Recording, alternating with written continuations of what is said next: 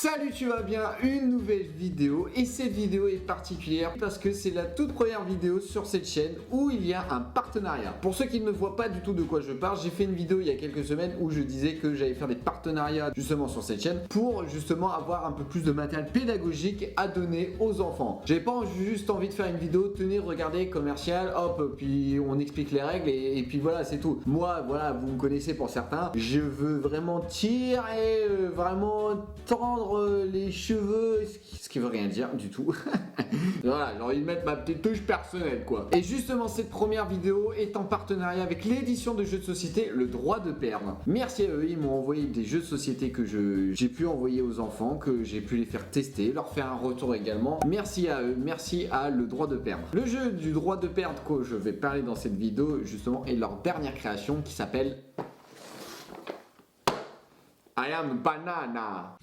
Cette vidéo sera coupée en 3 parties. Dans un premier temps, ça va être, je vous explique les règles, de vous montrer un petit peu ce qu'il y a dans la boîte. Deuxième partie, c'est là où on va jouer au jeu. Mais le truc, c'est que vu qu'on est en période de confinement et vu qu'aussi je me suis dit que j'ai envie de vraiment d'avoir une idée originale, bah c'est pour ça que vous, enfin toi ou vous là, ça dépend combien vous êtes derrière votre écran, vous allez jouer également avec moi. Ah non, mais je me suis dit, tiens, pourquoi pas vous faire participer quoi. Et aussi je me suis dit, mais non, je vais pas jouer seul. Bah non, je vais inviter quelques copains également à jouer avec nous dans cette vidéo. Sauf que eux, ils participent à la vidéo, mais vous allez comprendre pourquoi, parce que c'est lié aux règles. Et ensuite, dans la troisième partie, je vais parler de la partie pédagogique de ce jeu de société. En clair, qu'est-ce que ça a amené aux enfants quand je l'ai fait tester? Quelle est ma vision sur ce jeu de société? Après, il se peut aussi, j'ai oublié des choses dans la partie pédagogique. Si vous avez vu des choses, dites-le moi dans les commentaires pour compléter les objectifs pédagogiques de ce jeu de société.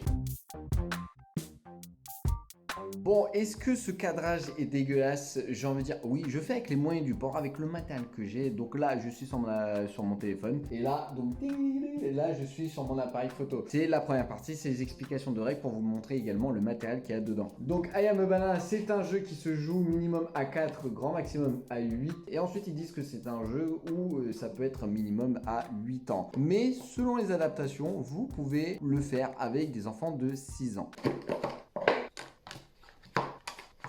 L'histoire de ce jeu en fait, c'est que vous êtes dans un hôpital. Imaginons vraiment dans les règles, on va dire qu'on est 5 joueurs. Dans les 5 joueurs, vous devez désigner un docteur. Et en fait, ce docteur, comment il est reconnu? Mais en fait, grâce à ses lunettes. C'est comme ça qu'on reconnaît que c'est le docteur.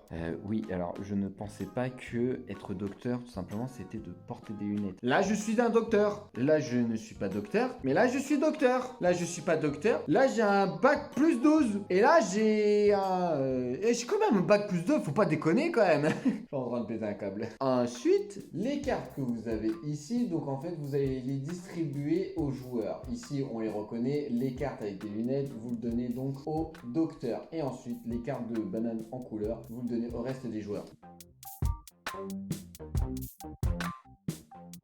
Ensuite, ce qui va se passer, c'est que là, vous avez des cartes mimes. Et au hasard, vous posez 7 cartes autour de ce cercle.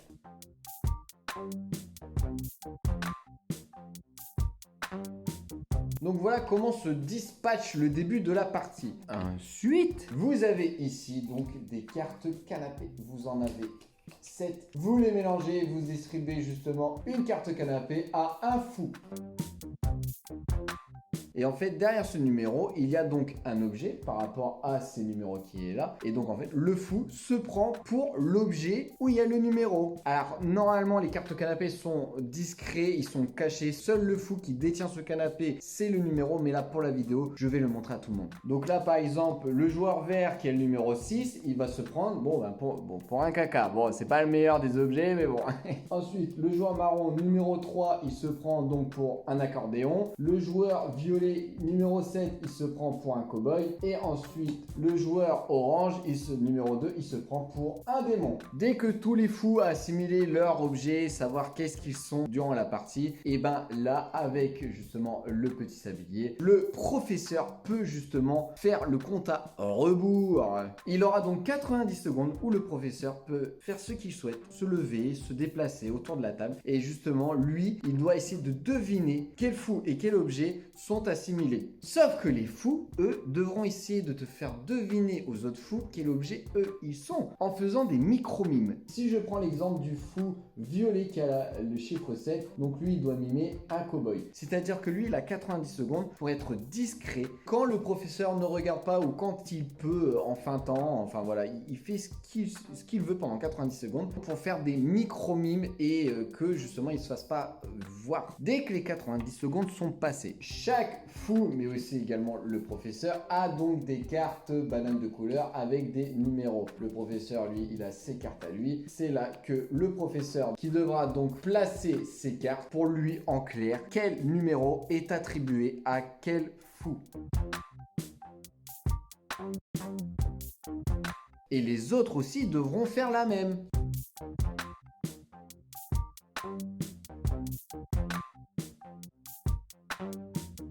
Donc voilà, en clair, tous les fous, mais également le professeur, posent un numéro, donc face cachée devant le joueur, et ensuite tout le monde retourne en même temps et voit en même temps les numéros sur ce que les fous, également professeurs, ont pu voir par rapport au micro-mime de ce que le fou a pu faire. À vous d'être curieux d'aller voir également dans la notice, mais la partie en tout cas en elle-même, c'est comme ça que ça se produit.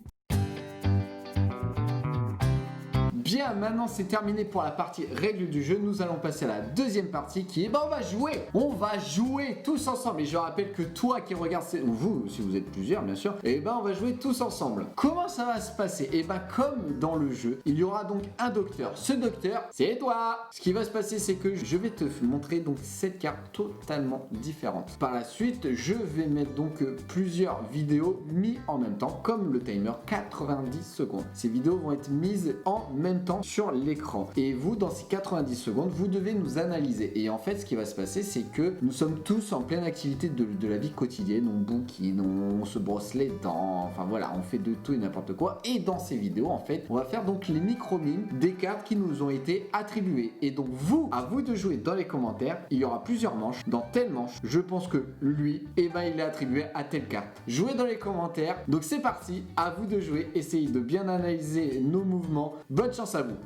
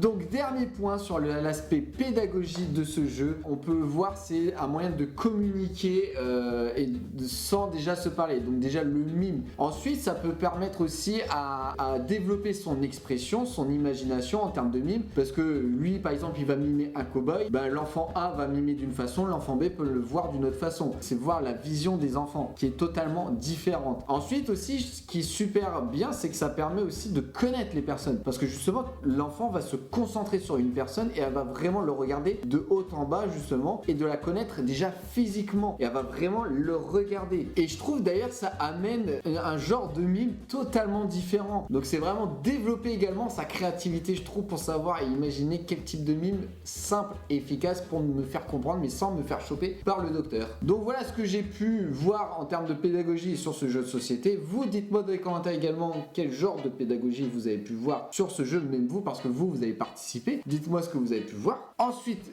dites-moi franchement dans les commentaires, est-ce que ce genre de vidéo là, ça vous a plu? Est-ce que de fait de expliquer les règles dans un premier temps et de jouer dans un deuxième temps, est-ce que ça vous a plu? Est-ce que pour vous la vidéo est trop longue ou est-ce que c'est juste bien? Ou alors j'aurais pu couper les deux vidéos, genre règles du jeu dans une vidéo, hop, 24 heures après, ou même sorti en même temps, ou une heure après, je sais pas, hop, cette fois-ci c'est le jeu en lui-même. Donc voilà, dites-moi qu'est-ce que vous avez pensé justement de la vidéo. Vos retours sont super importants pour la suite des prochaines vidéos partenariats. Donc je remercie également les copains qui ont voulu participer à se filmer. En tout cas, n'hésitez pas à vous abonner pour voir plus de vidéos sur le milieu de l'animation BAFA, BFD et pour un suivi de stage BPGEPS. Et je vous dis à très bientôt pour une prochaine vidéo. Tchuss!